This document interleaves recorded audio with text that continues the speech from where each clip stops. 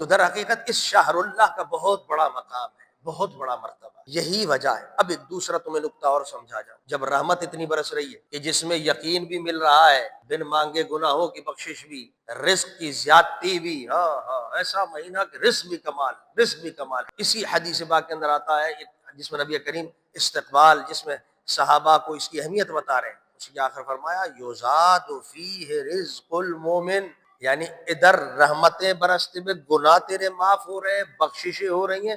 کریم ہے نا مہینہ، ایسا کریم ہے، ادھر اللہ رب العزت تیرے رزق میں بھی برکت عطا فرما رہا ہے۔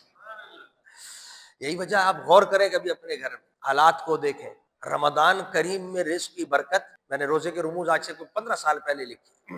اور اس میں بہت سارے سائنٹیفک نکات ذکر کی کہ اس میں سائنس کیا کہتی ہے صحت کے حوالے سے، اور میرے حبیب نے روزے کا کیا مقام بیان، کیا عطا ہوتا ہے۔ پھر اس میں ایک نئی چیز اس حوالے سے اس دور کے میں ذکر کی، اقتصاد کے حوالے سے، اکنامکس کے حوالے سے، کہ اقتصاد، علم الاقتصاد کیا کہتا ہے، روزگار کے حوالے سے اس کو روزے سے جوڑا کہ روزہ کیا نعمت ہے۔ جس طرح روزہ انسان کو صحت عطا کر کے جاتا ہے، اخلاق عطا کر کے جاتا ہے، ایمان عطا کر کے جاتا ہے، روحانیت عطا کر کے جاتا ہے، یہ واحد اللہ کا مہینہ اور روزے کی شان ہے کہ یہ انسان کا رزق بھی زیادہ کر کے جاتا ہے۔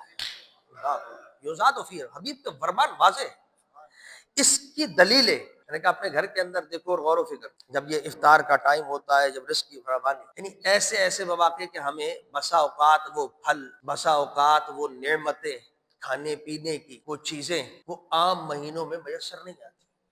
متوسط غریب آدمی ہے، اعلیٰ پھل نہیں کھا سکتا، اعلیٰ انواع و اقسام کے کھانے نہیں کھا پاتا۔ وہ جو چیزیں استعمال کی ہیں، برتنے کی، جو ایک امیر آدمی یا پیسے والا آدمی روز مرہ زندگی میں استعمال کر لیتا ہے، کہ مزدور ایک غریب آدمی ان چیزوں کو قریب سے نہیں دیکھ پاتا دوسرے مہینوں کے اندر۔